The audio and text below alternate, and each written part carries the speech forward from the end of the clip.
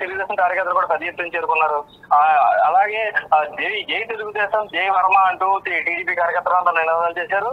జై పవన్ కళ్యాణ్ జై జనసేన అంటూ ప్రతిగా ఎవరైతే జనసేనకు సంబంధించిన కార్యకర్తలందరూ కూడా పెద్ద ఎత్తున నినాదాలు చేసుకుని తోపులాట వరకు కూడా వెళ్ళింది.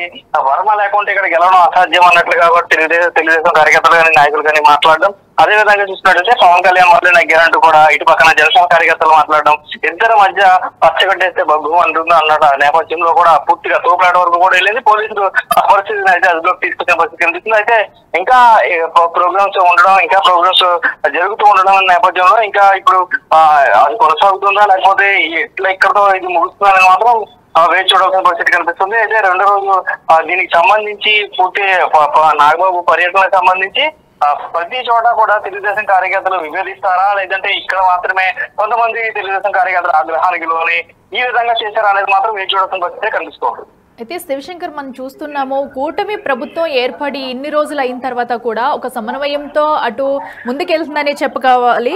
అయితే ఇప్పుడు ఈ నేపథ్యంలో అటు జనసేన ఇటు టీడీపీ కార్యకర్తల మధ్య సమన్వయం లేకపోవడం వల్లే ఇలాంటి ఘర్షణలు చోటు చేసుకుంటున్నాయి అనుకోవచ్చా? మరి అధిష్టానం వీళ్ళకి ఏమన్నా నచ్చజెప్పే ప్రయత్నం చేస్తుంది అనుకోవచ్చా? పలుమార్లు వర్మకి చూసుకున్నట్లయితే వర్మకి సంబంధించి పిఠాపురం నియోజకవర్గ తెలుగుదేశం ఎమ్మెల్యేగా ఉన్న వర్మకి సంబంధించి వర్మ అయితే ఇప్పుడు కూడా సైలెంట్ మోడ్ లోనే మాట్లాడుతూ ఉంటారు. ఏదైతే మన ఎమ్మెల్సీ కూడా ఆయనకి రానప్పుడు కొంత అసంతృప్తికి గురైనప్పటికీ కార్యకర్తలతోటి ఒక మీటింగ్ పెట్టుకుని కూడా ప్రభుత్వానికి మనం ఇంకా 15 సంవత్సరాల ప్రభుత్వంలో ఉంటాం, వారికి కొన్ని ఇబ్బందులు ఉంటాయి కాబట్టి మనం ప్రభుత్వానికి నారా లోకేష్ గారికి అదేవిధంగా చంద్రబాబుకి సపోర్ట్ చేయాల్సిన అవసరం మనం ఉంది, మనం ఇప్పుడు కూడా ఫామ్ అప్ గానే ఉండాలంటూ కూడా ఆయన ఒక స్పీచ్ అయితే ఇచ్చారు.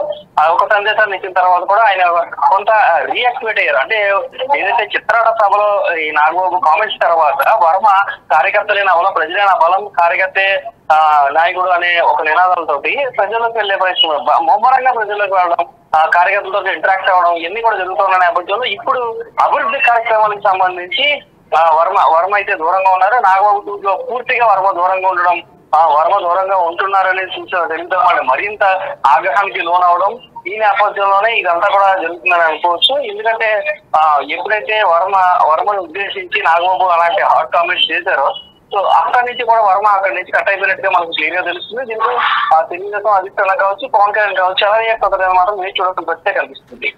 Right Shivashankar, thank you. So చూస్తున్నాం కదా, ఏదైతే అటు పిఠాపురంలో ఎమ్మెల్సీ నాగబాబు పర్యటన అయితే ఉద్రిక్తకు దారితీస్తుందనే చెప్పాలి. అటు ఎవరైతే ఆ వర్మ కార్యకర్తలు ఉన్నారో సో ఇది వరకు ఎమ్మెల్సీ నాగబాబు వర్మపై చేసిన కామెంట్సే ఈ ఉద్రిక్తకు దారి కింద కనిపిస్తుంది మనకి. ఇప్పుడు మనం చూస్తున్నాము విజువల్స్ లో కూడా అక్కడ ఒక్కసారిగా ఎలాంటి పరిస్థితులు తలెత్తాయి అనేది కూడా అటు టీడీపీ జనసేన వర్గాల మధ్య ఒక మనస్పర్ధలు కొనసాగుతున్నాయి అనేది కూడా మనకైతే కనిపిస్తుంది. అయితే ఈ నేపథ్యంలో మరి అధిష్టానం ఏమన్నా వీళ్ళకి నచ్చజెప్పే ప్రయత్నం చేస్తుందా? వర్మ దీంట్లో కలగజేసుకుని కార్యకర్తలతో మాట్లాడతారా, లేదంటే అటు ఇంకా ఎమ్మెల్సీగా నాగబాబు చేయాల్సిన కార్యక్రమాలు కూడా ఇంకా ఉన్నాయి, పర్యటనలు కూడా ఉన్నాయి, మరి అక్కడ ఎలాంటి ఉద్రిక్త పరిస్థితులు నెలకొనకుండా ఇలాంటి ఘటనలు మరి చోటు చేసుకోకుండా ఎలాంటి జాగ్రత్తలు తీసుకుంటారనేది చూడాలి.